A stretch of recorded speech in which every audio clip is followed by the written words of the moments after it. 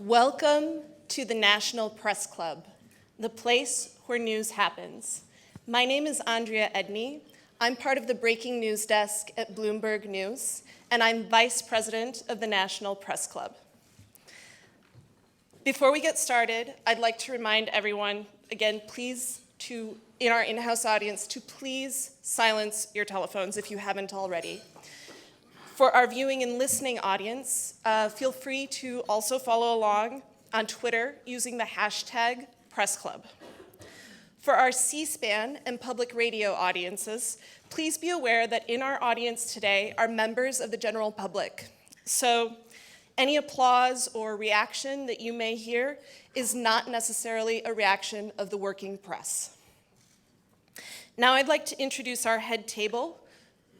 Please hold your applause until each head table member has been introduced. Head table participants, please stand up when I say your name. We have Jamal Abdul Alim, senior staff writer at Diverse Issues in Higher Education. We have Jerry Weller, former U.S. representative from Illinois' 11th District and president of the Illinois State Society in Washington. We have Mike Hempin, a supervisor for AP Radio here in Washington, D.C. We have Tony Tran, Star Scholar, graduate of the Harry S. Truman College in Chicago, and an incoming Northwestern student who's planning to study neuroscience. We have Catherine Skiba, Washington correspondent for the Chicago Tribune. We have Armando Rodriguez, president at the Sarah E. Good STEM Academy High School in Chicago. We have Lisa Matthews, Vice President of Media Relations at Hager Sharp and co-leader of the NPC Headliners team. We're going to skip over our guest speaker for a moment. The only time we'll do it, I promise. We have Lynn Sweet, Washington Bureau Chief for the Chicago Sun-Times. We have Dr. Gregory Jones, principal at Kenwood Academy High School in Chicago. We have Bob Weiner, president of Weiner Public News, op-ed columnist, and the NPC Headliners team member who helped organize today's luncheon. We have Michael Smith, CEO of Greensmith Public Affairs and a contributor to Campaigns and Elections magazine. We have Caroline Hendry, executive director of the Education Writers Association. Thank you for joining us today.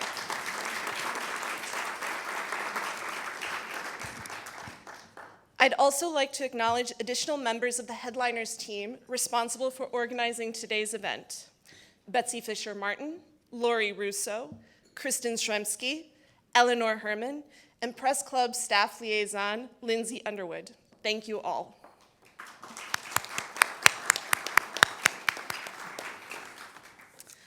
So long before today's guest became a politician, he attended Sarah Lawrence College. He spent his first 2 years there studying to become a preschool teacher. At college, before politics, and long before he was President Barack Obama's chief of staff, Chicago Mayor Rahm Emanuel taught preschool. Mayor Emanuel's love of education followed him throughout his political career, into his tenure as Chicago's mayor, where he oversees the third largest school system in the United States. He is credited with adding more than 200 hours to the school year, taking Chicago from having the least educational time of any large school district in the country to being on par with its peers. He implemented full-day kindergarten for every Chicago child and fought for and won new accountability measures. During his tenure, the district-wide Chicago public school system graduation rate has grown by 16 percentage points, more than 3 times the national average for growth. And Mayor Emanuel made Chicago the first city in the country to offer free community college for all high school graduates who earn a B average or better. Chicago, change hasn't been easy for this big city mayor. Early in his first term, Chicago endured an historic teacher strike. and the state budget impasse, now entering its third year, has had a devastating financial impact on Chicago's schools. He has also had to confront his city's persistent gun violence and grapple with how to run a police department facing questions about its treatment of African Americans. Even with these challenges, the mayor, or Rambo, as he is known in some circles because of his tenacity and intensity, the mayor has kept a steady eye on education. This year, Mayor Emanuel introduced a plan called Moving Forward in Chicago. It views graduation not as an endpoint, but as a pathway to further education and employment. Mayor Emanuel's initiative will require high school seniors to provide proof of college or trade school acceptance, a job offer, or military service in order to graduate. This starts in 2020. The Atlantic calls plans like the mayor's a seismic shift in American education. Rahm Emanuel served as a senior advisor to President Bill Clinton in 1993. In 2002, he was elected to Illinois' 5th Congressional District. He served as President Obama's chief of staff from 2008 to 2010. A year later, he became Chicago's mayor and was re-elected to that post in 2015.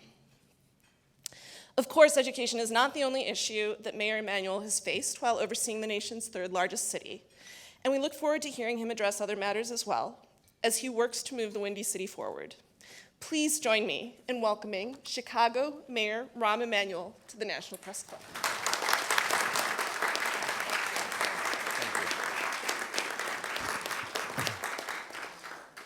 I just want you to know I started this job 6'2" and 250 pounds, and now I'm 5'8" and 148 dripping wet after hearing that.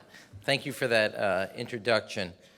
A little over 30 years ago, Secretary William Bennett of Education for Ronald Reagan called the Chicago public school system the worst public school system in the United States of America. Let me give you the results today. Our graduation rate when I first became mayor was 57%, and our freshman on track is for 87%, a growth of 52%. Second, our ACT scores after being flat are up over the last 5 years, 1.2%. Third, 42% of all our students today graduate with college credit, while 85% of our kids are at or below the poverty level as defined by the federal United States government. 42% of our kids go on and accepted to college equal to the United States of America, and trust me, our demographics is not the United States of America. Another 21% go on to community colleges where the rate is 22% nationally. So even though the demographics for the city of Chicago is different, we match the United States of kids going from high school to college and community college. Third, our 8th graders led the United States in math gains. Our 4th graders were 3rd in overall reading gains. There were only 3 school districts in the entire United States of America whose math and readings for 4th and 8th graders went up: Cleveland, Washington, D.C., and the city of Chicago. Every measure of the city of Chicago's educational gains are pointing in the right direction and surpassing, and I'll go back to high school for a second, our graduation rate for the last 5 years, every year, was triple the national average. So if William Bennett could get through TSA, I'd like him to come back to the city of Chicago and see what's happening. But every measure on high school, college acceptance, college attendance, as well as in reading and math scores at 4th and 8th grade levels, Chicago is exceeding the norm of the United States progress, while the demographics of the city of Chicago's students are not the norm for the United States of America. Now, some of the things that were noted earlier point to that direction of what was happening. When I became mayor, half our kids had a full school day. Half our kids had a full day of kindergarten, half did not. And if you looked at the map, the ones that were getting a full day could have deserved to get a half day, and the ones that were getting a half day needed a full day. I did not think it was determined upon the fact that you should have parents lobbying on your child's behalf for kindergarten. Every child in the city of Chicago today has a full day of kindergarten. We've had a 60% increase in our pre-K, full day pre-K for all our children. We ran the first race to the top for our early childhood, so parents can compare educational models of early childhood education. And we've dramatically also increased the funding, as I said, for full day pre-K for the city of Chicago for all 4-year-olds. And the reason is we can see all the data of full day pre-K, what it does for kindergarten, and kindergarten, what it does for first grade and onward. Now, I have a fundamental view shared also by our schools that kids drop out of college in 3rd grade. They do not drop out freshman year. And if they're not reading and doing math at 3rd grade level in 3rd grade, it's not like 4th grade's a lot easier. What Chicago is now expanding upon is I do not believe that the kindergarten to 12th grade model, it's an anachronism from the 20th century. We are going towards a pre-K to college model. I've told you a couple things that we've done on the earlier side: universal full day kindergarten, a race to the top model for pre-K, a 60% increase in our education for full day pre-K, on one of the online portals that is now being praised by the United States government for its ability of transparency and parents to evaluate quality, and we give quality scores on early childhood providers. I've had and asked with me, so you understand on the other side, which is where I want to get to the high school and post-high school, because we're in the process right now of a major reinvention of our high school education and what it prepares for. I just finished graduation. I did about 5 or 6 different schools across the city of Chicago. Crane High School, which is on the west side, near our Illinois Medical District, with Rush Presbyterian Hospital, another Stroger Hospital, Cook County Hospital, which is Stroger. 100% college acceptance. Fenger, all the way on the far south side in the Roseland community, 100% college acceptance. Chicago Bulls Noble Charter, 100% Chicago acceptance. We have with us Armando from Sarah Good. It's a P-Tech school associated with IBM. IBM, to graduate, they have a little over 90% of their students have graduated. 7 of their students have graduated already with their associate's degree in hand. They've won over $4.4 million in scholarships for their students. And he can go on at another time, but all of them are going on to post-high school education to college. That's on the far south side. I have also Gregory Jones from Kenwood. Kenwood is also on the south side of the city of Chicago. It's just north of the University of Chicago. 94% of their freshmen are on track to graduate. More than half the students are earning college credit while they are in high school. He said to me 72%. They earned this year they earned $35 million in scholarships at their school. They have the largest dual credit, dual enrollment in the city of Chicago. Now, what we are about and what we're trying to do is take our high school graduation, which was at 57%. By the class of 2019, we're on track for 87%.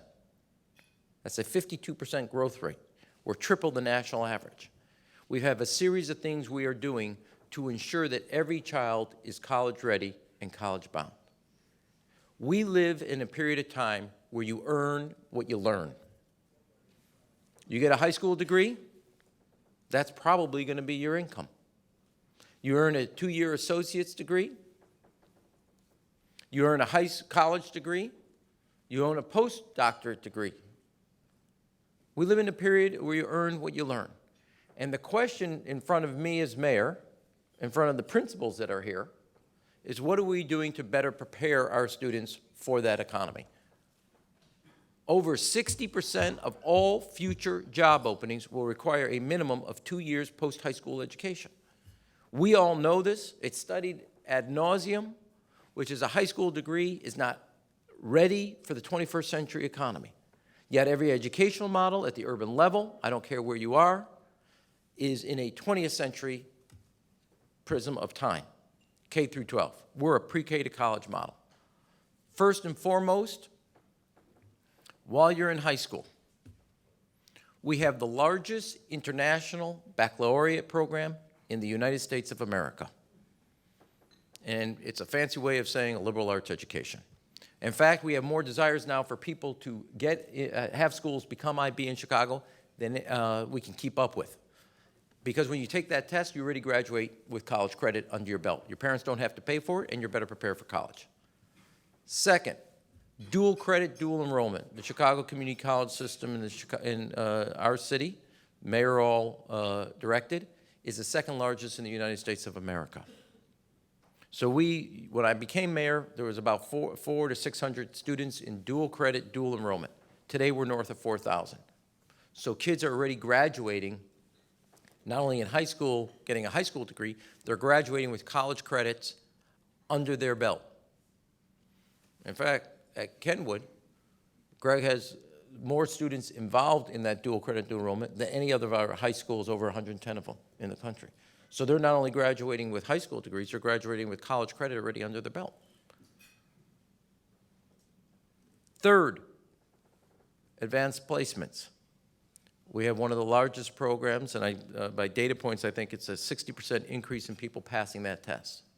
So through dual credit, dual enrollment, international baccalaureate, as well as with AEP, advanced placement, we are ensuring that the kids of the city of Chicago graduate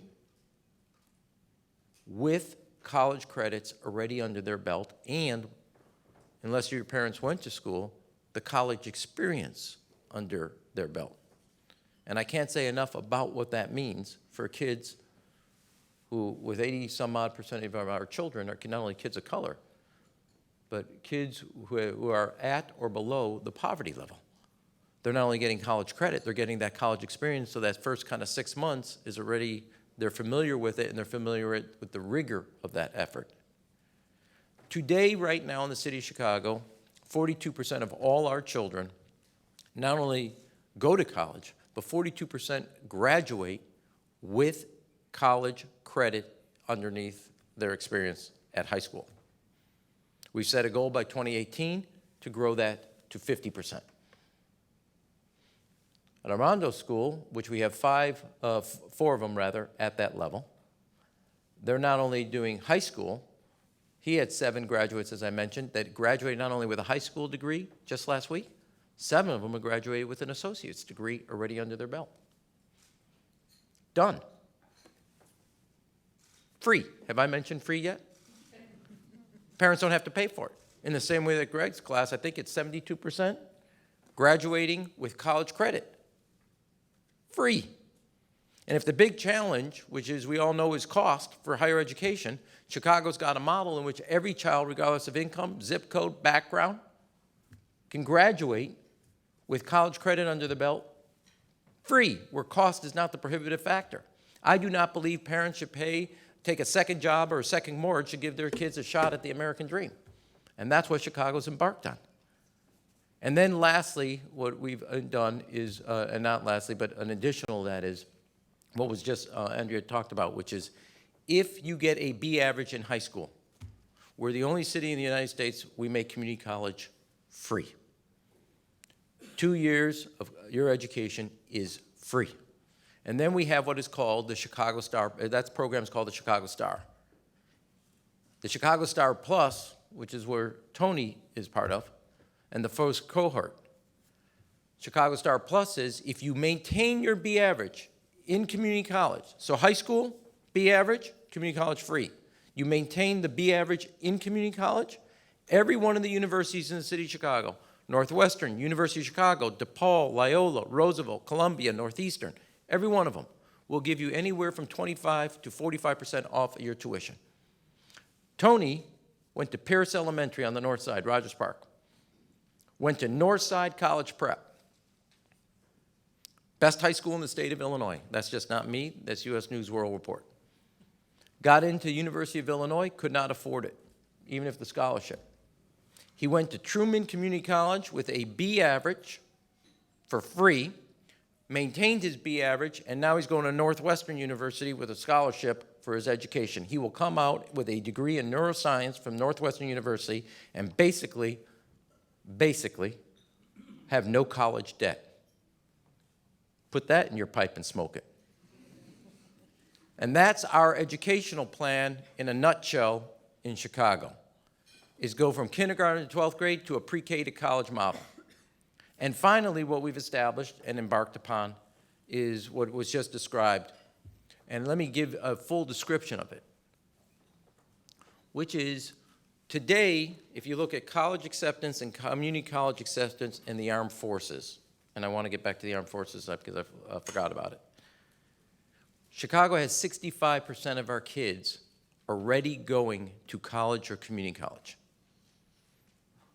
They're taking college credits in high school. They got International Baccalaureate, AP, or dual credit, dual enrollment.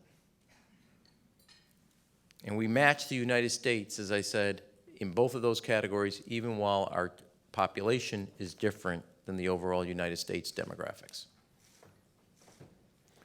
What we want to ensure, and then 42% of our children are graduating with college credits under their belt, even though we match that all together. We want to make sure by the class of 2019-2020, every child has a post-high school educational plan that the economy is already requiring of them.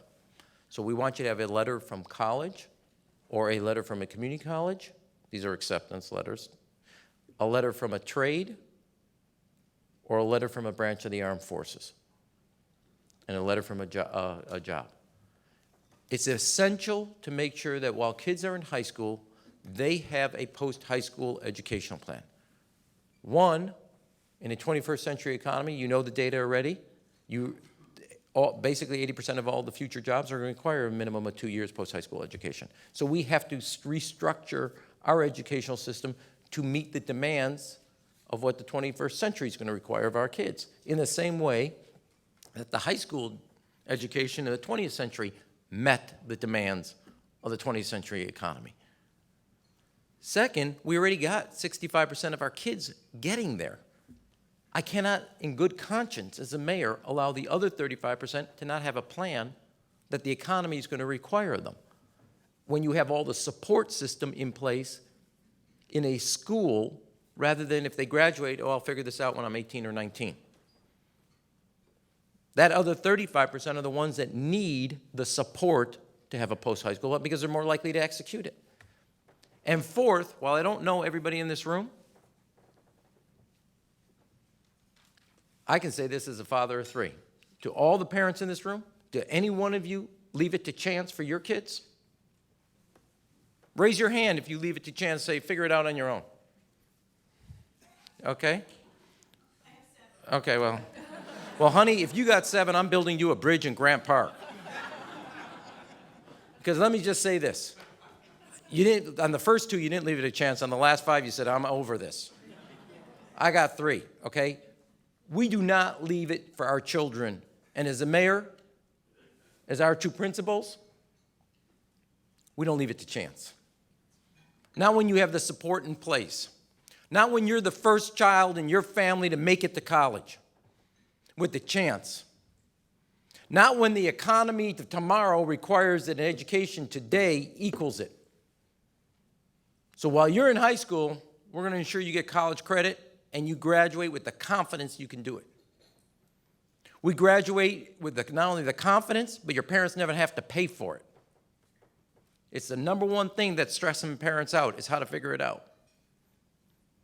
Third, is that's what, as I said, is what the economy required. We would not only want to have 65% of our kids going to college, going to community college or the armed forces, but also make sure that the other 35% don't just happen to have it played by the Russian roulette table.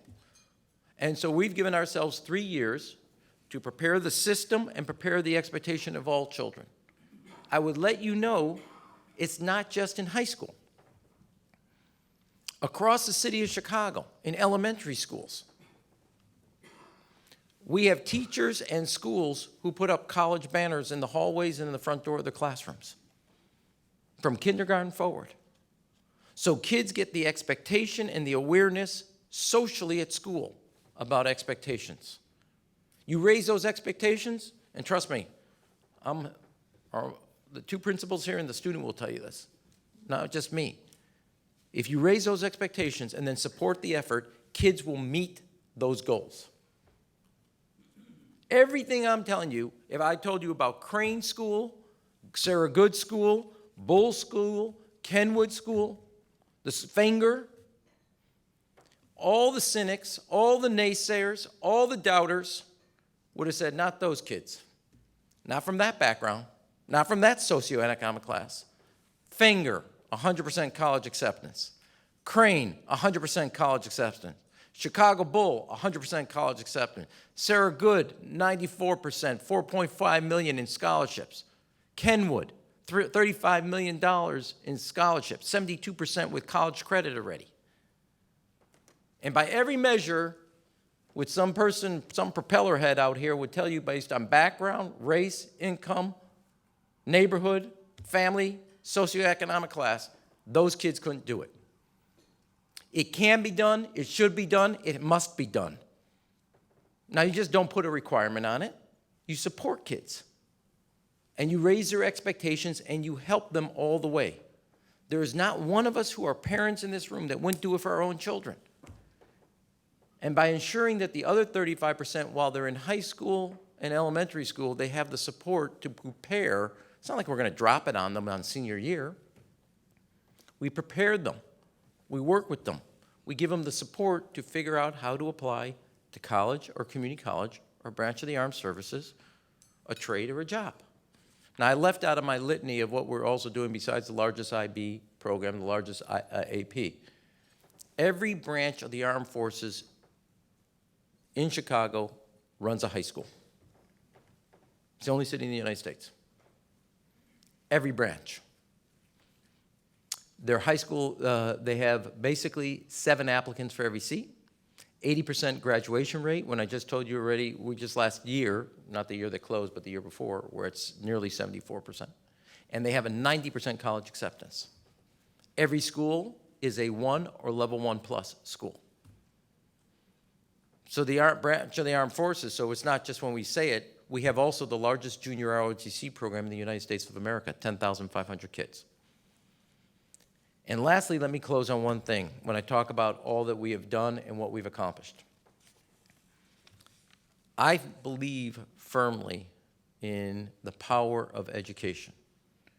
None of us would be in this room if we didn't have 2 things in common: the love of our parents and a good education.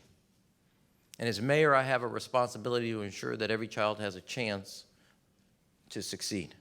And I have to make sure that the system and the structure and the support and our principals have what they need to succeed. We did expand the school day. We had the shortest school day and the shortest school year. These data points are not mine. They are what our principals, our teachers, our students, and our parents accomplished.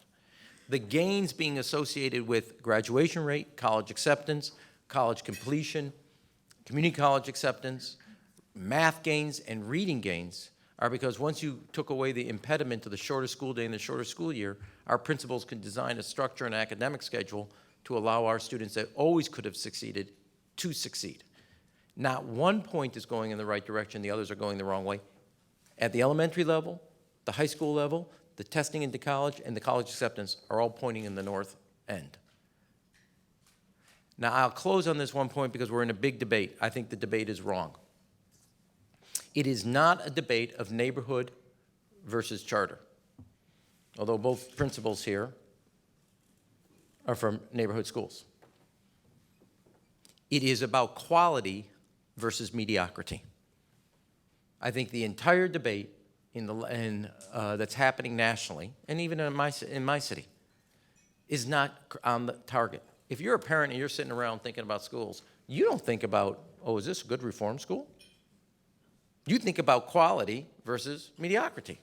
My responsibility as mayor is to ensure whether you want a military school, a STEM-educated school, a neighborhood school, a selective enrollment school, like our student here went to, Tony, or any one of our high schools, International Baccalaureate, it has quality. And then you pick the right school for your student, your child.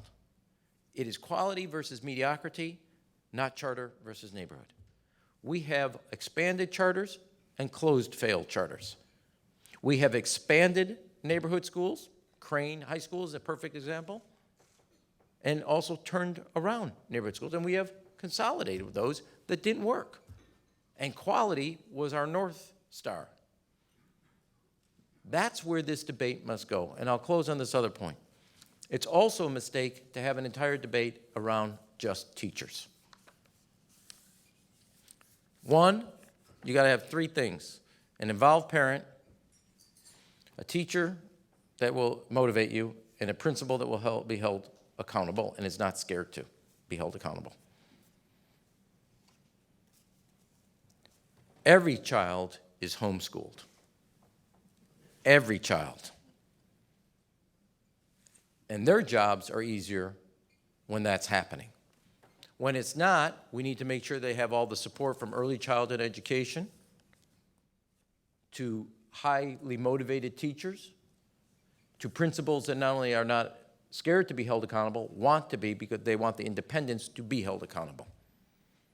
And I would say to you that the principals and the parents have been left out of the discussion of the last 20 years, which is always about just teachers, as if the other two don't play a role in the education and socialization of our children. And we're missing a debate, and you think, go back to your own experiences, that's what motivates, that's what changes an education, and if you're gonna make fundamental reforms, that's what has to happen. Now, we may be, and our last point, as opposed to the other last point I made, we may be the first school district in the United States to embark on a post-high school education model. But mark my words, we're not going to be the last.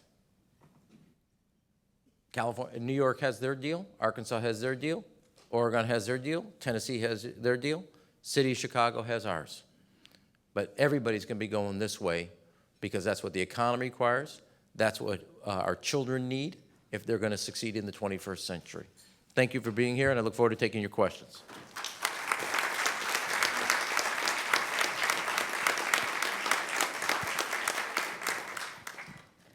Thank you, Mayor Emanuel. How are you funding, starting with questions from the audience, how are you funding the education add-ons you've described? And how do you convince your constituents in this anti-tax, anti-government area to make the investment? Well, you've left out of my bio that I was a dancer. I'm tap dancing my way through this. No, on a serious, so let me walk through a couple things. Just as examples, et cetera. The Chicago Star, which is if you get a B average, community college is free. We spend today at community colleges around, I'm doing this around, $30+ million on remedial education. So we took a portion of it into, if you get a B average or better, you get free community college. Why? I'm rewarding success rather than purchasing an insurance policy on failure. So we just channeled the dollars differently.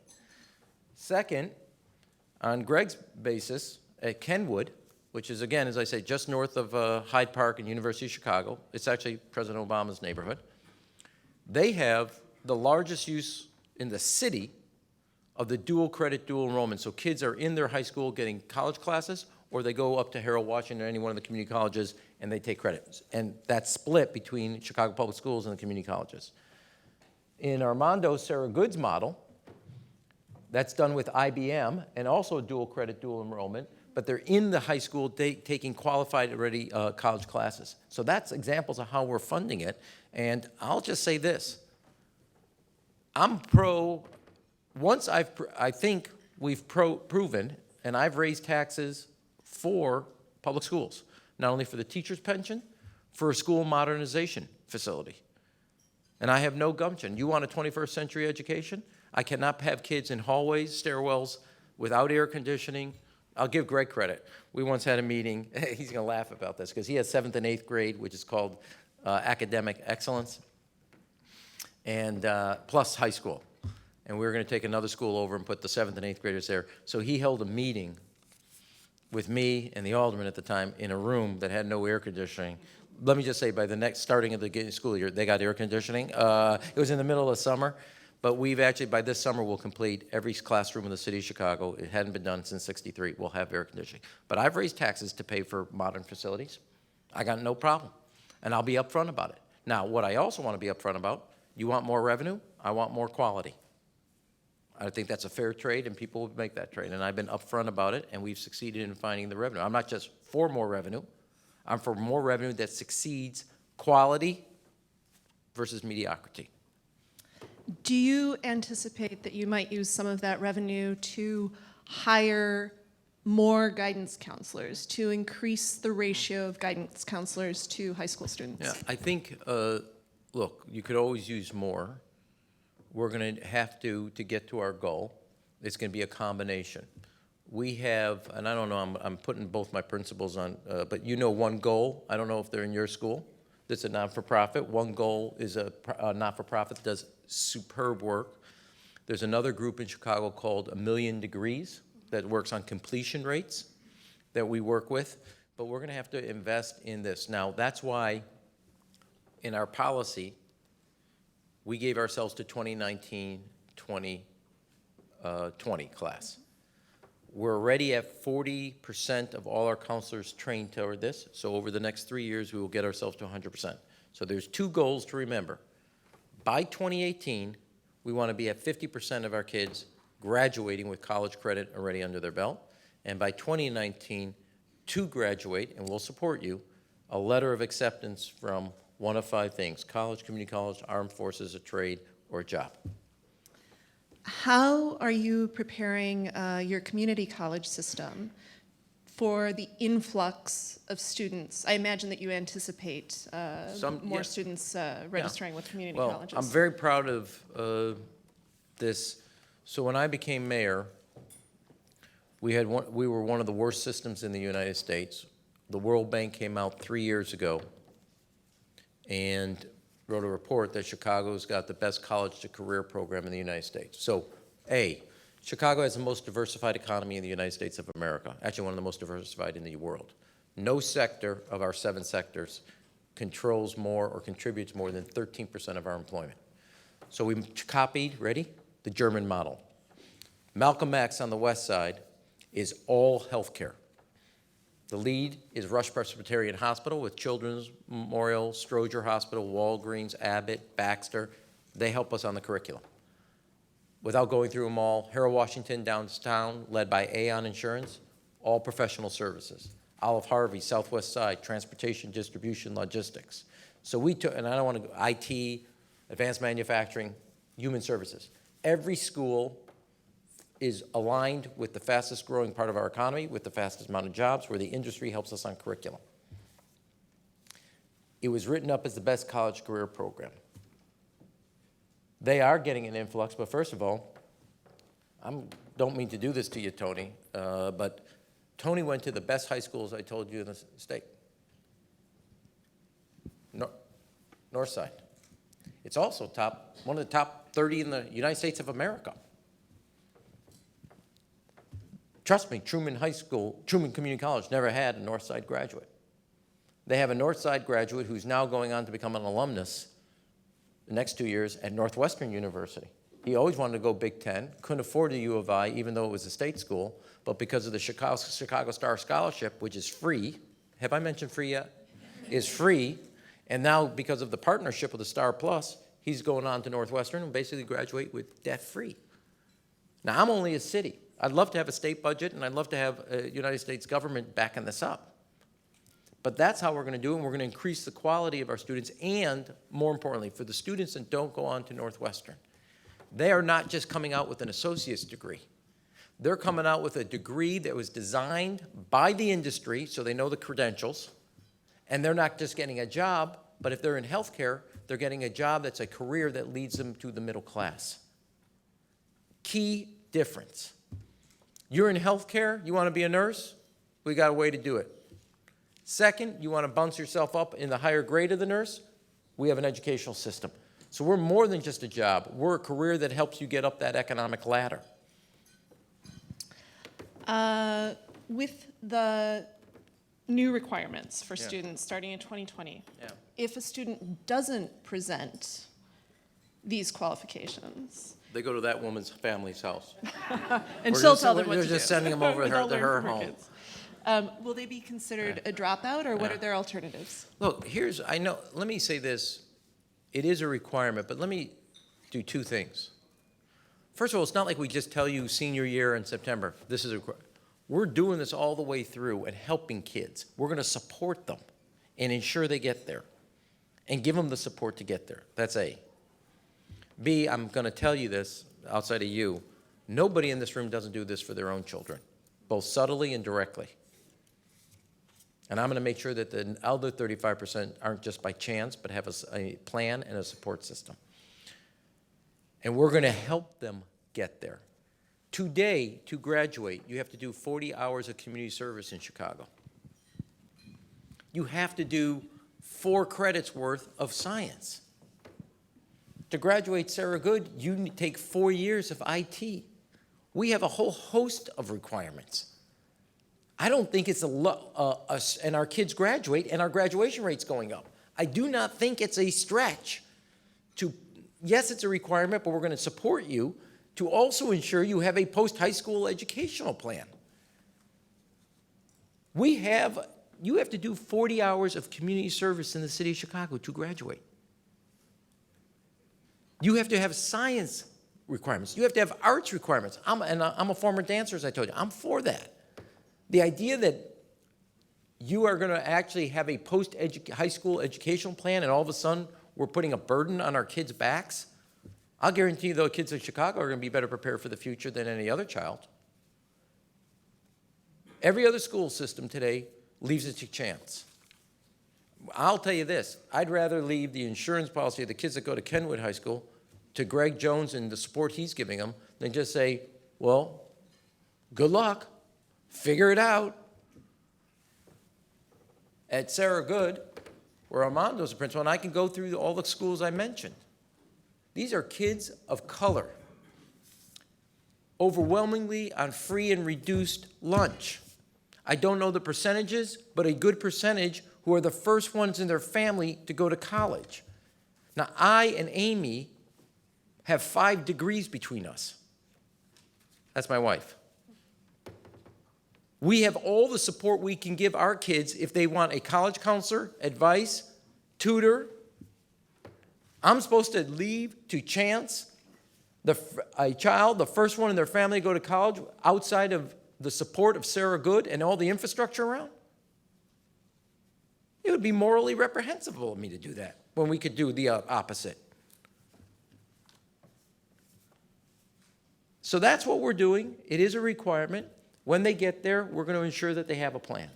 Excellent. Given your priority on education, what would the government administration's proposed cuts in college loans and grants do in Chicago? How would that affect Chicago's? You mean the U.S.? Yes, the U.S. See. government, yep. It's hard for me when you say cuts not to think of the state of Illinois. We'll get there. Well, I bet you we do. You know, Lisa and I just talked about this. I have not, she's talking about a group, but talking about the return on investment of a college education. And over a lifetime. I bet you the return on investment of a higher education is better than the return on investment of a home, yet we do full subsidies for home ownership. When you look at your mortgage write-off, I'll take a stab at that. If it's not equal, it's better. That is an education over a home. Now, I think I'm telling you guys, I mean, I grew up in a home, this is engulfed in me and beaten into my DNA. And I had a father who was an immigrant, so couldn't have been cheaper about everything in life except for one thing: education. That's true of how I raised my kids. Don't talk about, if it's education, there's just not a sacrifice. And I just think we're nuts as a country, given what we know about the world, what we know that the competition's getting more fierce in the 21st century, not just from China, but from a whole host of countries, that we would not make access to higher education affordable. I think it is morally wrong to ask parents to take a second job, a second mortgage. And if I'm asking you a second job, it's usually the third job in a home of two parents, not the second job, or a second mortgage to give their kids a shot at the American dream. And I'll just tell you this, I left it out. The Chicago Star Scholarship, which is a free community college, is the only public scholarship in the United States that's open to dreamers. And every one of the programs I mentioned, meaning the Chicago Star and the Chicago Star Plus, is open to everybody but dreamers included, meaning Northwestern, U of C, they do the add-on, Northeastern, Columbia. I think it's crazy to cut funding and leave it just to banks. Again, I'm using Tony as an example, but there's hundreds of students. I know the 7 students because I took at Sarah Good, who graduated not only with a high school degree, their associate's degree. These are working families. Tony's parents could not go to a state university, University of Illinois, because the aid in a school, basically even with aid, was too expensive. He's going to Northwestern now. I think this is crazy what we're doing as a country, and we're taking our stab at trying to reverse that and make it better. So, Yeah. coming to Illinois' state administration. You guys got another hour? I wish we did. I really wish we So did. do I. It would be more therapy for me than anything else. But go ahead. So two related questions. Mm-hmm. Do you think that the state of Illinois will enact a budget before the 2018 gubernatorial election? And will the Chicago Public Schools open on time this fall if the state of Illinois doesn't pass a budget? We're opening. We've already answered number 2. We're opening up on time. I'm not going to take all the anxiety. Parents don't need the anxieties about that. We are opening up on time. We're going to meet our responsibility. It's time the state of Illinois meet their responsibility. Let me just say a couple things. First, Illinois is dead last in funding public education in the United States of America. We beat out Mississippi, Alabama, and Louisiana for dead last. We're the 5th most populous state. The city of Chicago, by A.T. Kearney, is the 2nd most competitive economy in the United States, 7th in the world. Dead last in funding education. And if you're poor, we really whack you. It's not only dead last, it's one of the most inequitable funding systems in the United States of America. Now, we're going to open up on time. We've gone 700 plus days without a budget. The governor has gone 700 days without introducing a budget. You will never have a budget until the chief executive of a city or a state, in this case the state, introduces a budget. I can't make a prediction. I can tell you I hope it does. It needs to. The governor has an obligation to introduce a balanced budget that shows all his priorities. Our students are going to school. That's where they belong. We will do whatever it takes to ensure our kids go to school. Our doors will be open, they will be learning, and we'll be beating records. Now, I didn't mention this. In the last 3 years, every gain in the state of Illinois on either graduation, reading, or math has come out of the city of Chicago. If you take the city of Chicago out of Illinois, which I'm telling you every day I want to do, but if you take them out, the state of Illinois' graduation rate either fell flat or declined, their reading scores flat or declined, or their math scores flat or declined. The entire gains for the state of Illinois by any governor has been because of the men that are sitting in front of you and their 600 plus colleagues. Illinois, without Chicago, would be falling backwards. We're opening our doors. The governor will have to figure out what every other school district does that is poor or represents minority kids. But Chicago will be open for the future. I can't say that about Illinois. Including education, what has been the biggest disruption for the city of Chicago from the budget impasse? Oh, from the budget impasse? Well, I'll give you, there's 2 things, but look. Let me give you a couple other points that you may not know. For 5 years in a row, Chicago's the #1 city in the United States for corporate relocations. Not 1, not 2, every year for 5 years. For 5 years in a row, Chicago's the #1 city for direct and foreign investment in the United States of America. And in 2016, we're the only city in the United States on the top 20, and our entire net investment was greater than Miami, Atlanta, and Montreal all combined. For 5 years in a row, Chicago's economy, this is JLL economist, grew faster than the United States, faster than New York, and faster than DC, and I do not have Wall Street or the federal government in my backyard, thank God. No, I'm getting to my answer. I was just giving you data points. The reason is because we've created certainty. 36% of the kids in the city of Chicago have a 4-year college degree or better. In the United States, it's 27%. We have the largest capital investment in the United States in the transportation system, both public and aviation. We are also the home to the largest amount of graduates from the Big Ten. We have a community college system, as I already outlined to you. We have a transportation, technology, training, transparency, and also what I said in the effort of the transportation system. All the 5 T's: talent, training, transportation, technology, and transparency. We've created certainty. The biggest drain on the city of Chicago is the uncertainty of without a budget. I think this debate about taxes as if that's everything. What businesses, big, medium, small, any size is looking for is certainty. You create certainty around talent. You create certainty around the pool and resources of talent coming in. You create certainty around a 21st century transportation system, certainty around public finances, and you'll get investment. You create uncertainty, and you'll get the net result of that. And so the biggest drain for Chicago, which is, I already told you, by any global standards, A.T. Kearney just came out 2 weeks ago, 7th most competitive economy in the world, 2nd in North America, is uncertainty. There are other human resources as it affects to homeless, domestic violence shelters, taking care of the indigent and poor.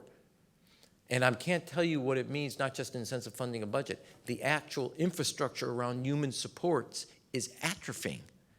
For all these people that say, oh, government's the enemy, go look at a state that doesn't fund basic operations.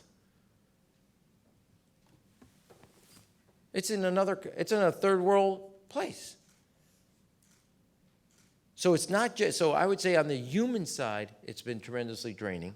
On the kind of business environment, it is, Chicago is doing what it can, but I'd rather have, just don't be a drain. If you can't be a net plus to the state of Illinois, just don't be a drain anymore. Okay? Thank you. I could go on and on. It really felt really good there for a second. Now, I will say this. Let me close on that one. The governor is about to give, he called a special session. He's about to give a speech. I just want a budget. Just make the choice. Look, Harry S. Truman, sign. Did it say go see Sam Rayburn or the buck stops here? Every chief executive, it's the responsibility of the office, says here's the budget. Here's where I'm going to invest. Here's where I'm going to cut. Here's the choices I'm going to make. We've gone 700 plus days with our chief executive never once introducing a budget. And everybody walks around scratching their head and says you don't have a budget. Well, we haven't had one introduced. Introduce it, and we'll get in the legislative body, and I've been in Congress, we'll get to work on it. Do you plan to run for a 3rd term as mayor of Chicago? And what will your campaign narrative be? Okay, well, In a nutshell. first of all, I plan on running for a 3rd term, and the first person that I'll talk to will be my wife, not you. No, I'm joking. So I plan on running for a 3rd time. I've already said that before, so it's not a big surprise. I got to be honest. Look, I've been honored to work for President Clinton, President Obama. I've been honored to represent the North Side. No job has been more intellectually and emotionally rewarding. Any mayor would tell you that. It is emotionally also challenging. But I look at what we've done. I can't say we got it 100% right, but I can tell you we are trying. Now, I was at the other day at a community college. We did our first cohort of what we call the Chicago Star Plus. A young man just like Tony introduced me. He was a star, got a B. He got a B average in community college, and he's going on Dominican school. Dominican. And he says, I'm going to graduate debt-free. He said, I'm the first in my family to go to college. Immigrant. Dreamer. And he says, I could not do it without what you did, Mr. Mayor, and I want to thank you. I got to that podium and I could barely hold it together. I cannot think of anything better in public life than to know that you can make an imprint, put your thumb on the scale, and tip it towards justice and equity. And I will say to you is, in a time in which we live with greater polarization, a period of time where people want more sense of ability to influence their own lives in the democratic process, local government is where that's possible. Right now, the rest of us look at this city as Disneyland on the Potomac.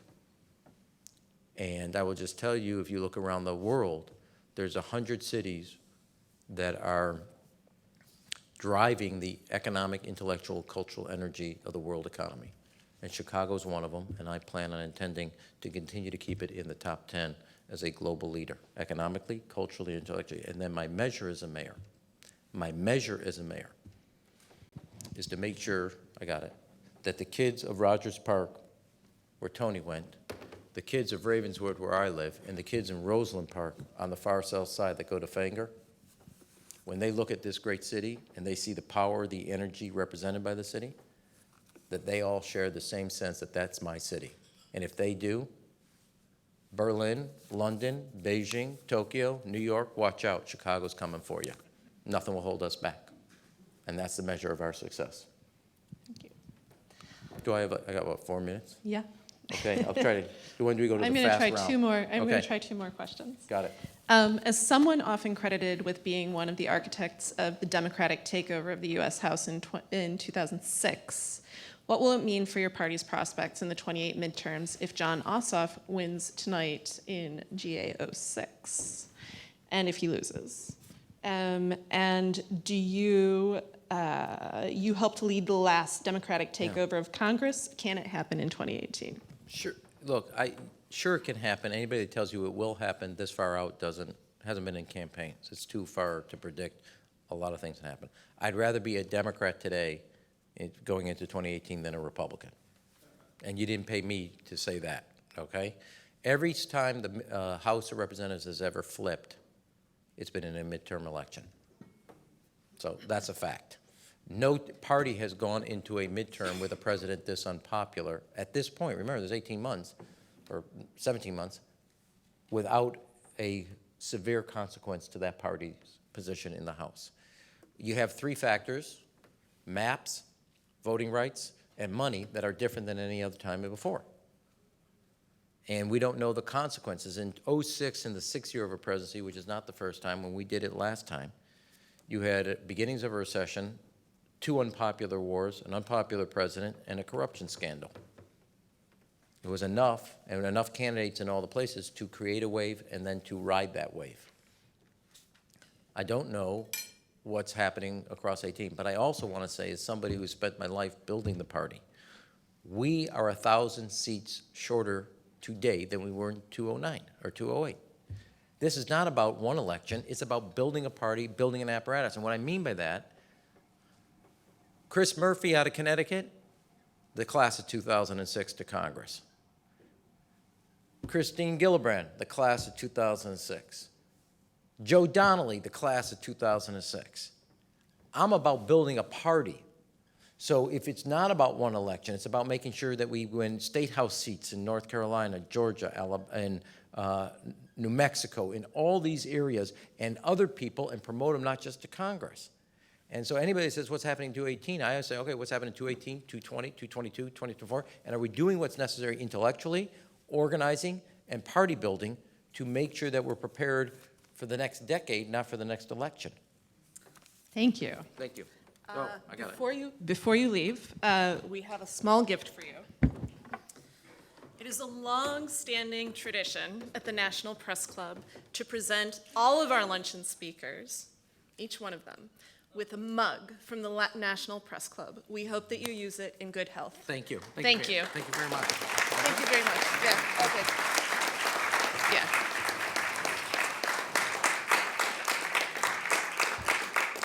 And very, very briefly, I wanted to ask you, who was your favorite teacher and why?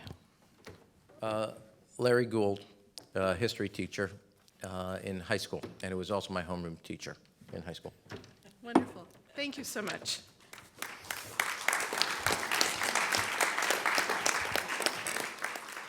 Before we close today's luncheon, I'd also like to invite all of you to join us on Thursday, July 27th, when we will hear from Army Chief of Staff, General Mark Milley.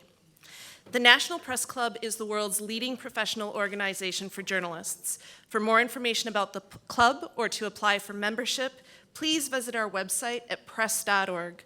To donate to programs such as scholarships or training opportunities for journalists offered through the nonprofit National Press Club Journalism Institute, please visit press.org/institute. We are adjourned.